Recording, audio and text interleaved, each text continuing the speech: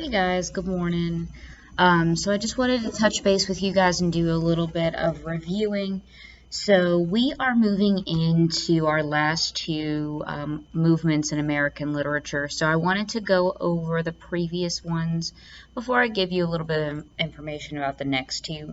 And I will kind of put the next two together because, as you'll see, there's a lot of things that are very similar. One is just more of an extreme version of the other one. So we started with colonial literature or Puritan literature, and remember that was very focused on the individual, very much focused on religion and making sure people are doing what they need to. And this helped establish the colonies so that we could eventually become the U.S. Once there started to become issues with British citizens, and from the colonies and from the mainland in England, that's when we start seeing this revolutionary literature take place. So people weren't focused so much anymore on, they weren't so much focused on the individual anymore. They were focused on being a group and gaining their independence as a group and becoming their own country, again, as a group. So it becomes a really big issue for them to work together, and this is where we see a lot of documents being produced. We see a lot of what are known as foundational texts, so texts that establish what is going on around us. And we see this up until probably right after the Revolutionary War. We start to see, once we've established actual America, so we have the Constitution, we have the Declaration, we have all those things in place, we start to see our next movement known as Romanticism. Again, there's also Transcendentalism and Dark Romanticism under that category. So Romanticism is kind of in the middle. Transcendentalists, again, are kind of like the literary hippies of the world, and the Dark Romantics are a little bit more pessimistic, or they're kind of, a little half and half. People are okay, but they're not great. So we have that movement kind of, again, reacting to the revolutionary period. So people are once again focused on the individual. They're asking the question, what is American? What does it mean to be American? And a lot of the texts we look at kind of comment on that. So what is it like to be American? Especially if you read the Walt Whitman piece for Romanticism, I Celebrate Myself and Sing Myself. He is talking almost exclusively about what it means to be an American citizen. What does America sound like? What does it look like? And those time periods were very fluffy, very, very much known for their figurative language and their over-the-top descriptions, and in some cases, they're very over-the-top unrealisticness. So once the Civil War starts, people stop wanting this fluffy literature. They want it to completely convey what they are actually seeing, which is how we got realism, which is our most current movement we've been looking at. So remember, this time period is actually known for being focused on more so the group. It does focus more on the common person. It is focused on conveying reality. But again, that time period is known for its fiction. So it's known for its fiction. The text that you are reading, the short stories at least, are fake. They did not really happen, but they seem like they could have happened. And that's the point. They're showing in a fictional way, in a fake way, that something could happen, and they're showing reality in a way that is safe. It's not pointing the finger at somebody, but it's also bringing up issues that are really important at the time. So Kate Chopin does a good job of talking about gender issues. She does a good job about talking about race issues. And I don't know if you guys have noticed, but we've literally talked about issues with race since revolutionary literature. It has not gone away. So for revolutionary literature, we saw Phyllis Wheatley talking about race. Kind of skip over in Romanticism. There is some pieces that do this, but I didn't give you those pieces. I was more focused on the broad sense of the term.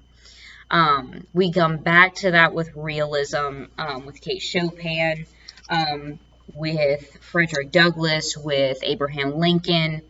All these people are talking about issues of race, slavery, discrimination, all that good jazz. So, again, that was when the picture was invented, so people want to see what is going on. They don't want that fluffy literature anymore, so realism takes place. But realism became too limiting after a while, and really all the time periods felt too limiting after a while. So as we get into the 20th century, which is the 1900s, we start to see what is now known as the Modernism movement. So modernism is all about the individual. There's a focus on the individual.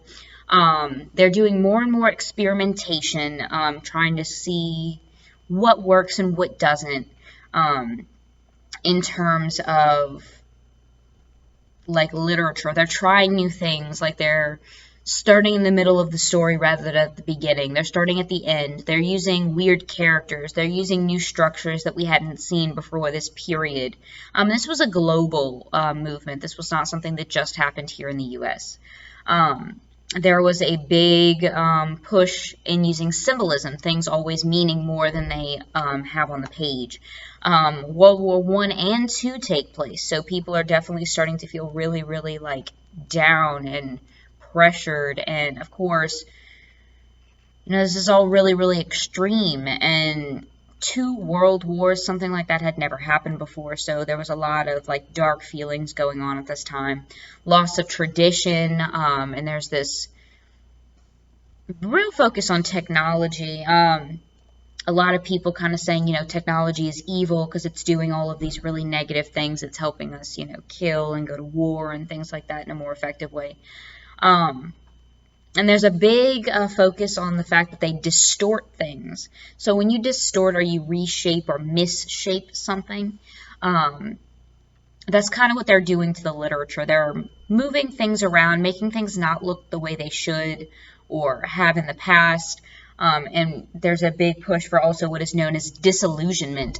So disillusionment means you're like no longer fooled by something. So an illusion, a magic trick, something you're fooled by. When you're disillusioned, like you figure out the trick, it's not a surprise anymore. It's not a mystery. Like you're like, okay. So that disillusionment feeling is kind of carried throughout modernism.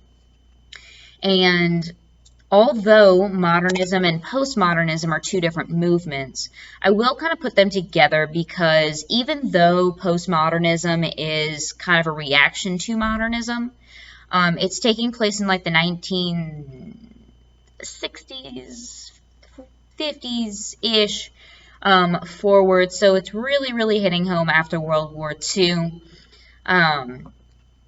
And there is even more of a push to get away from structure and anything that you see as normal, away from tradition.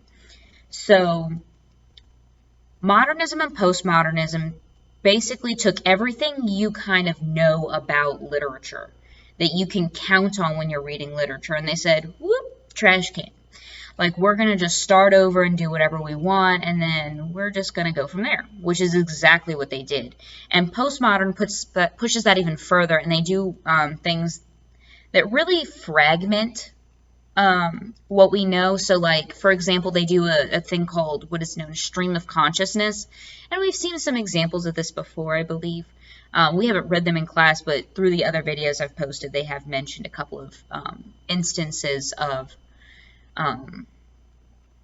this fragmentation. So it's kind of like things don't necessarily go together. It's just maybe a series of ideas instead of one thoughtful idea put together.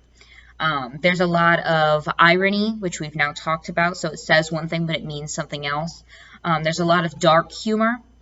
So people are using like things that wouldn't normally be seen as funny. We're seeing what's known as metacognition and metafiction. So meta means thinking about. So whatever goes next, it's thinking about that topic. So they're writing fiction that is thinking about fiction. So this becomes a really interesting thing where people are like, using short stories to talk about what short stories do, or they're using short stories to talk about what they can do, or what they they might be able to do if people move away from these traditional forms. And then we have a lot of paranoia. So again, because we had so many world wars, because we had so many issues there, other governmental issues along the way, people are very paranoid. They don't, like, they're looking over their shoulder. They're like writing in that way that makes them seem kind of freaked out and untrusting. And we're going to be looking at some pieces in this movement that definitely kind of put all these things together for you. And the piece that I'm going to post this week is a little bit lengthier, but it is going to be assigned for the next 3 days, and I'll put some stuff to go with it. But don't get discouraged. This is a little bit more difficult to understand. If you have any questions, please ask. This text is really, really cool if you let it be. And I just want you guys to just not feel stressed out about it. I want you to just read, do your normal processes, and ask questions, because this text is going to be hard in general. So I don't want you to be discouraged if you feel like you're not getting it. That's okay. That means you need to, take a little time, process, read over some pieces, take notes as you go. Because it's such a great text, and I think it's got such an interesting message that we really need to hear from this time period as we move forward into postmodernism, which we'll be looking at after the Mardi Gras break. We're going to be reading a little bit for that, and then we're going to be wrapping up this unit. So before I go, I want to talk a little bit about genres. Sorry, guys. Genres in the sense that there are different methods people put their text together. Ooh, that was extra bright. So we have 4 types of text that we've looked at so far this semester. We have poems, documents,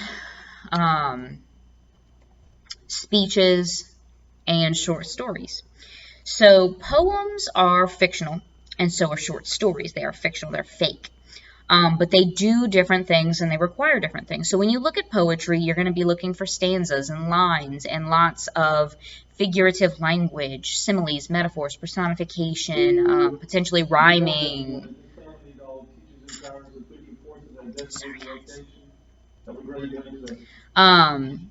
So we have a lot of that going on. We have a lot of figurative language, like I said, a lot of things we know to look for, which again gets thrown out the window for modernism.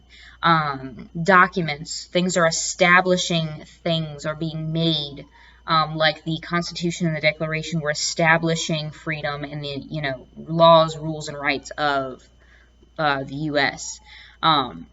We see those as more factual, so they are nonfiction. We see real people, places, and events going on in those documents. We see this same thing in speeches, of course. Speeches, again, were more a little bit focused on emotion and tone to go with those non-fictional messages that are being presented, or arguments per se.